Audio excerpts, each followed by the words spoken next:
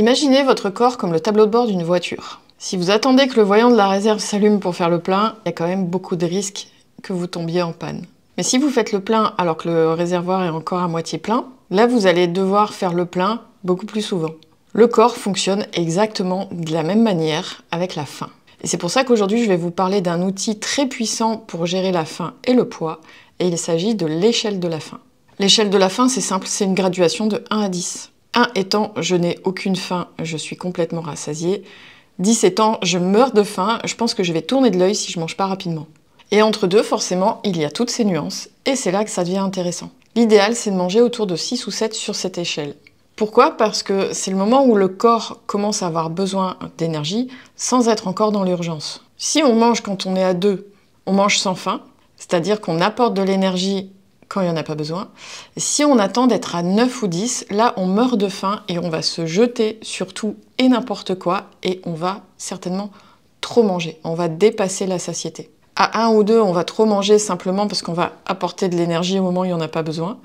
Et à 9 ou 10, on va aussi trop manger parce qu'on va perdre le contrôle. Ce qui est intéressant avec la psychonutrition, c'est qu'on comprend qu'on ne mange pas toujours par besoin physiologique. Nos choix alimentaires peuvent tout aussi bien être influencés par nos émotions, par nos habitudes, par notre éducation, par la société, c'est-à-dire globalement par notre environnement, l'environnement qu'on a depuis l'enfance. Donc manger sans faim, c'est un problème, parce que là on fait des apports caloriques qui n'ont pas lieu d'être, et donc on déséquilibre notre balance énergétique. Mais ignorer la faim trop longtemps peut tout aussi bien amener aussi à un déséquilibre de la balance énergétique, parce qu'on perd le contrôle et on mange trop. Ce qui est intéressant avec l'échelle de la faim, c'est que ça permet justement de reconnecter les sensations corporelles avec ce qui se passe dans notre tête. Ça va nous apprendre à différencier la faim physique de la faim émotionnelle. La faim physique, c'est quelque chose qui monte progressivement, qu'on sent arriver et qui s'amplifie. C'est des sensations corporelles. Dans ces sensations corporelles, on peut retrouver le gargouillement. On peut aussi avoir la sensation d'une légère baisse d'énergie.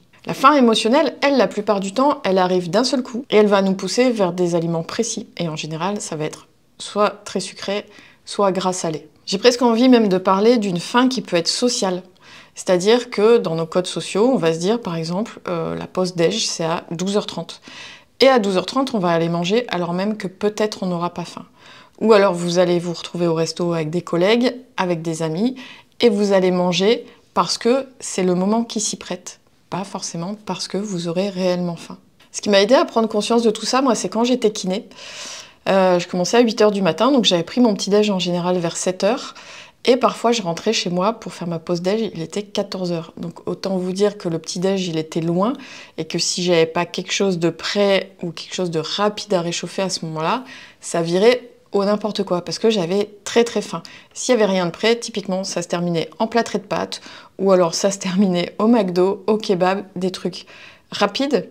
Ça, c'était le premier critère. Et en plus, des trucs qui étaient très énergétiques en général, donc très gras, très sucrés, ou les deux. Parce que à ce moment-là, sur l'échelle de la faim, je pouvais être à 8, 9, 10. J'avais très très faim. Ou alors, ce qui peut se passer aussi, c'est qu'on rentre d'une journée de travail qui a été épuisante, parfois qui a été stressante, peut-être on rentre contrarié. Et là, on va juste avoir envie de se réconforter. C'est là où on va craquer sur le chocolat, ou alors le fromage, si vous préférez le fromage. Il y en a, ça va être un verre de vin ou un verre d'alcool. C'est en tout cas le même schéma qui se passe. C'est-à-dire qu'on va avaler des choses sans faim, mais là par contre pour répondre à un besoin émotionnel. Il se peut très bien qu'à ce moment-là, sur l'échelle de la faim, vous soyez à 3, et juste manger, ça sera pour répondre à ce besoin émotionnel, à ce besoin de réconfort. Maintenant, imaginez vers 17h, vous sentez cette légère sensation de faim. Vous êtes vers 6-7. En ayant compris ça, vous saurez que c'est le moment idéal pour vous faire une collation. Si vous êtes à 6-7, vous aurez moins envie de craquer pour un gros cookie, et vous pourrez plus facilement vous contenter d'une poignée d'amandes, d'un fromage blanc ou même d'un fruit. Résultat, vous aurez eu une collation équilibrée et en plus vous arriverez sur le dîner, pareil, en ayant une sensation de faim vers 6-7.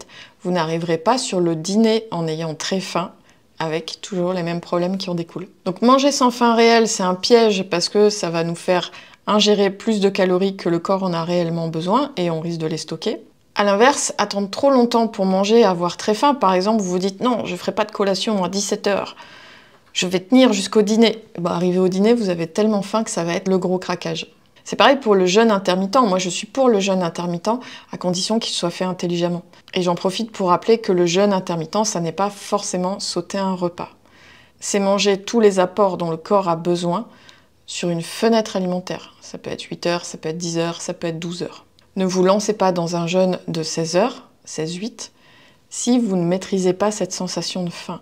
Si vous sentez que vous allez arriver sur le prochain repas avec une envie à 9 ou à 10 qui va vous faire craquer sur tout ce qui va vous passer sous la main ou tout ce qu'il y a dans vos placards. D'ailleurs, si vous voulez débuter le jeûne, le premier conseil que je peux vous donner, c'est de faire 12 heures. 12 heures, c'est le minimum. Essayez de faire 12 heures sans manger. C'est-à-dire que si vous prenez votre petit-déj à 7 heures le matin, prenez votre dernier repas du soir à 19 heures. Ça, c'est facilement faisable. Et c'est une bonne entrée en matière quand on veut commencer le jeûne intermittent.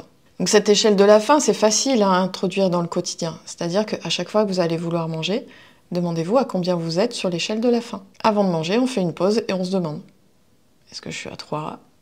Est-ce que je suis à 5? Est-ce que je suis à 9? À 9, en général, vous ne prendrez même pas le temps de réfléchir à ça. Donc vous l'aurez compris, il faut éviter les extrêmes. Ne pas manger quand vous êtes à 1, à 2 et ne pas attendre d'être à 8, 9, 10 pour manger. Il faut manger lentement et en conscience. Plus vous mangez lentement, plus vous allez sentir le sentiment de satiété arriver. Et de ce fait, vous éviterez de manger trop. Il faut aussi prendre conscience de ça, qu'il faut s'arrêter de manger quand on n'a plus faim, et pas forcément quand on a fini son assiette. C'est différent. Si vous n'avez plus faim, mais que vous continuez de manger jusqu'à finir votre assiette, vous aurez à nouveau un déséquilibre de votre balance énergétique. Vous aurez mangé plus que nécessaire. Écoutez votre corps. Votre corps sait quand vous devez manger, il sait quand vous devez arrêter de manger. Et puis, il faut savoir analyser ses envies alimentaires. Avant de manger quelque chose, posez-vous la question. Est-ce que j'ai faim ou est-ce que j'ai envie de manger? Si c'est juste de l'envie de manger, il y a certainement quelque chose d'émotionnel là-dessous. Donc il va falloir se demander de quelle émotion il s'agit et de comment vous pouvez y répondre autrement qu'en mangeant. Si c'est du réconfort que vous recherchez, à ce moment-là, essayez de trouver une alternative. Qu'est-ce qui pourrait vous donner du réconfort en dehors de ce carré de chocolat? Ça peut être un câlin à vos enfants, ça peut être un câlin à votre animal de compagnie aussi d'ailleurs. Ça peut être une balade au soleil quand il fait beau, ça peut être un appel à une copine. Il y a forcément quelque chose dans lequel vous trouverez du réconfort autrement qu'en mangeant. Voilà pourquoi je voulais vous parler de l'échelle de la faim. C'est un outil qui est hyper simple mais qui peut être vraiment très puissant pour prendre conscience de ces choses-là et pour maîtriser le moment où vous allez manger, pour pas qu'il y ait de débordement, en tout cas pour pas qu'il y ait une perturbation de votre balance énergétique. Testez-la. Notez votre niveau de faim à chaque fois que vous mangez, à chaque fois que vous vous apprêtez à manger en tout cas.